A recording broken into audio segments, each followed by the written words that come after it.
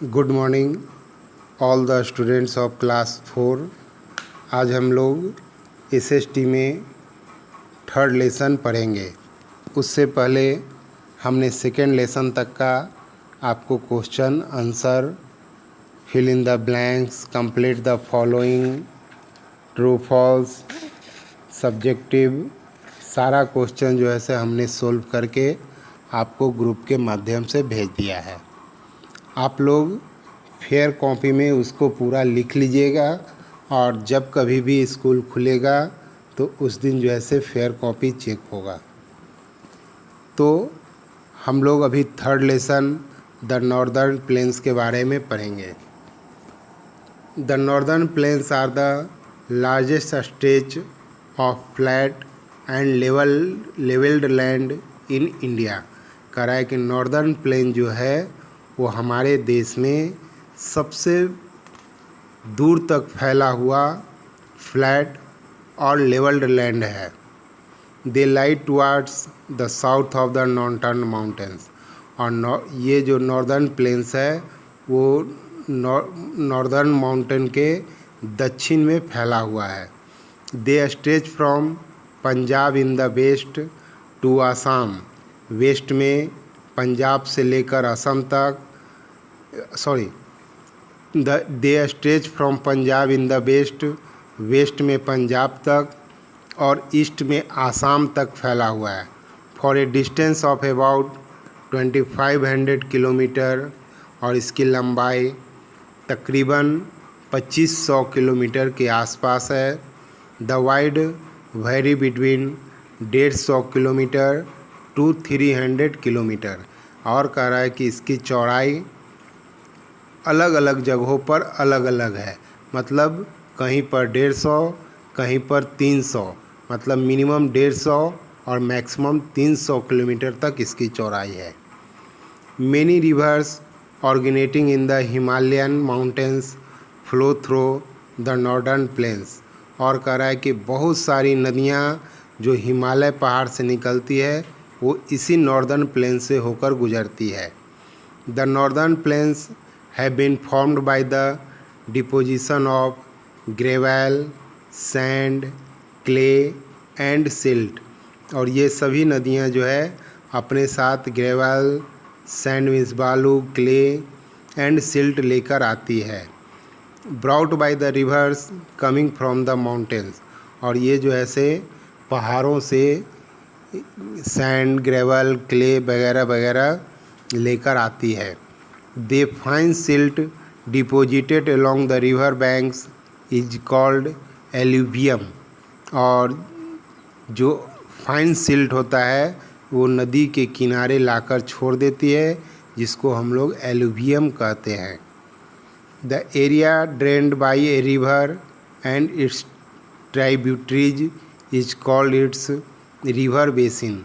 उसको हम लोग इस एरिया को, जिस जगह पर ये मिट्टी, बालू वगैरह लाकर ड्रेन करती है नदियाँ, उसको हम लोग रिवर बेसिन बोलते हैं।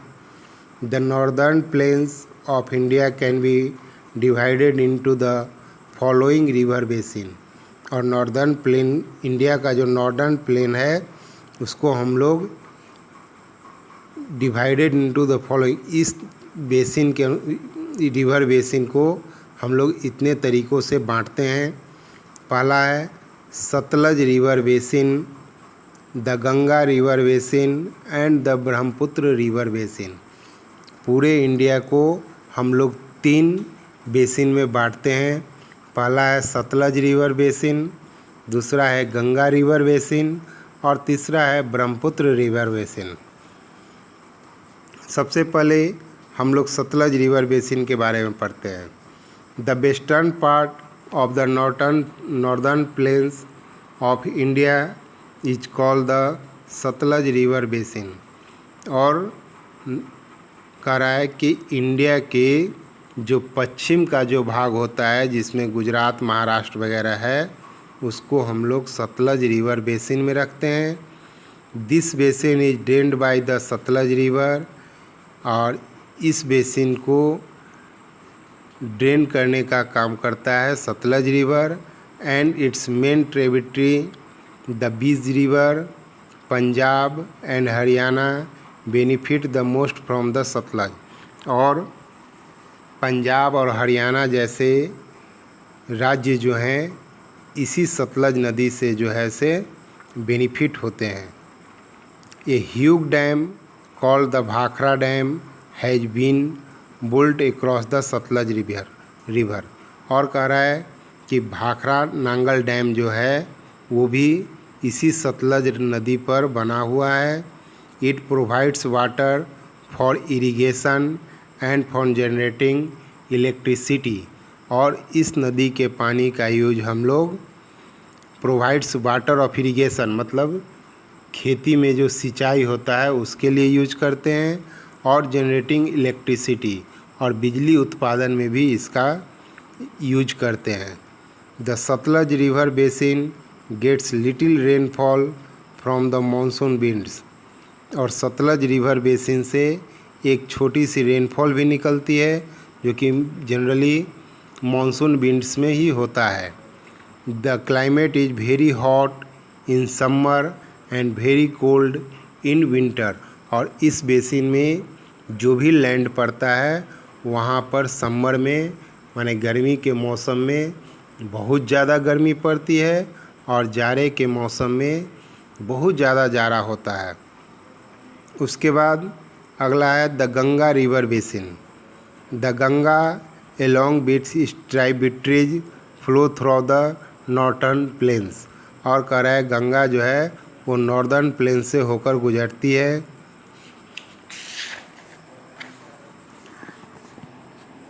Reverse Ghaghara, Gomti, Gandak and Kosi come from the Himalaya and join the Ganga. और कह रहा है कि ये सभी नदियाँ जो है घाघरा नदी, गोमती, गंडक, कोसी निकलती तो है हिमालय से, लेकिन ये गंगा में ही कहीं न कहीं जाकर मिल जाती है।